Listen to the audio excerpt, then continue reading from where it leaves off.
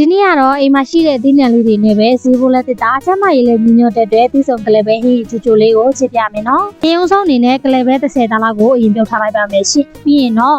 အာလူးရဲ့ဘူးသီးလေးရဲ့ပြီးရင်တော့ပမွန်ဖြူပဲသီးကိုမှရှိတဲ့အသီးနှံလေးတွေကိုရှိတာလေးတွေထည့်လို့ရပါတယ်ရှင်။ပြီးတော့ရင်တော့ဂျင်းကျစ်သွန်ဖြူကျစ်သွန်နီတို့ကိုစီတက်ပေးလိုက်ပါမယ်နော်။အနံလေးတွေမူလာသည့်ဒီအောင်စီတက်ပေးလိုက်ပါမယ်ရှင်။အနံလေးမူလာပြီဆိုရင်တော့အသီးနှံလေးတွေကိုထည့်ပြီးတော့မှမွေးပေးလိုက်ပါမယ်ရှင်။အသီးနှံလေးတွေလည်း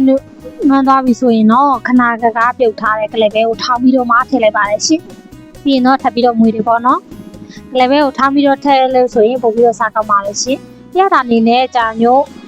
စားဟင်းလူမောငံပြားကြီးတို့ထည့်ပြီးတော့မှမွေးလိုက်ပါလေရှင်။